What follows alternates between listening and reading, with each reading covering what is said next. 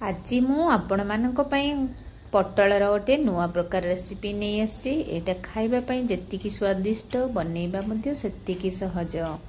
चलंतु ताले स्टार्ट करनबा आज हमर पटल रेसिपी। प्रथमे पटल गुडी को आमे धोई नबा भल भाबरे। बे भल भाबरे धोई सारला परे से गुडी को गोटे प्लेट को मु बाहर कर नउची एवं तार दी साइड को प्रथमे टिके टिके काटी नबा। तापरे जो स्किन रे थाए ना पटल ऊपर सेटा को हमें बाहर करनबा छुरी सहाय्य रे। एबे तापरे सब स्किन टा बाहर कर साला परे धोई नबा भल भाबरे पुनी थरे। एबे पतला पतला गोल गोल आकार रे हमें याकू काटी नबा। गोल गोल शेप रे आज पटलर भजाटी हमें बनैबा। देखिए एटा खाइबा पई बहुत ही बढ़िया लागिवो एवं देखिबा पई मध्य बहुत ही सुंदर लागिवो ये रेसिपीटी। सेति पई मु मध्य नेछि दुईटी पियाज को काटी के नेछि। एबे पटल ऊपरे आमे देई दबा स्वाद अनुसार लूण, हळदी गुंड, लंका गुंड, जीरा पाउडर एवं धनिया पाउडर सबुतिर गोटे गोटे स्पून देइछि। एबे एथिरे ऊपर देई दबा 2 स्पून बेसन को।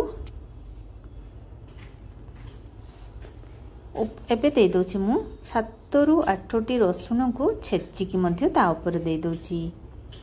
एबे याकू भलो भाबरे गुळे नबा, किंतु एथिरे पानी रो यूज बिल्कुल भी करिवे नाही। जेहेतु हम पटलटा धोइतिलु ना तो सेथिरे जो पानी लगी से ही आपंकर गलैबाटा हो।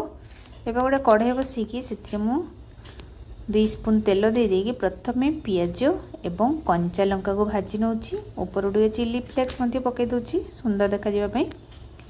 ये पियाजटा बस ट्रांसपारेंट हम ताठू अधिका भाजबे नहीं बिल्कुल भी। एबे पियाज को आमे बाहर करनबा।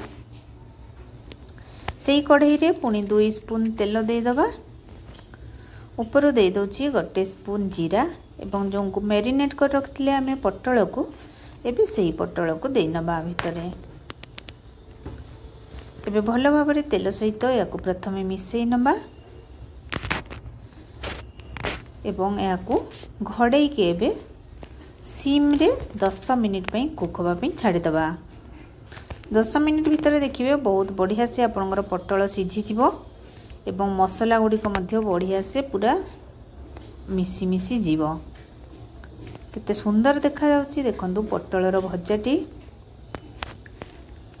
फ्रेंड्स आज रो रेसिपी आपनको पसंद आस्थिले प्लीज यह को लाइक कर देबे एवं अन्य मानक सहित मध्य शेयर करनेबे। देखिबे पटलर आज रो जो यूनिक रेसिपीटी निश्चय समस्त को पसंद आसीबो। एबे जो भाजी की रखितली मु पियाज लंका को एबे ताकू मध्य मिसई दोची पटल सहित। पियाज टिके क्रंची रहिबो, गोटा गोटा देखा जाउथबो ताहले बहुत ही बढ़िया लागिवो खाइबा पई। केते सुंदर देखा जाउची हमर पटलर रेसिपी बहुत ही इजी एवं स्वादिष्ट। याकू थरे निश्चय भाबरे घरे ट्राई करंतु। एबे हेई गला हमर पटल भजा। याकू हमें बाहर करनबा गोटे प्लेट को एवं यहाँ को एंजॉय करिबा गरम गरम भात सहित किंबा पखाल सहित रुटी परोटा सबुथिरे एटा जमिबो खाइबा पई।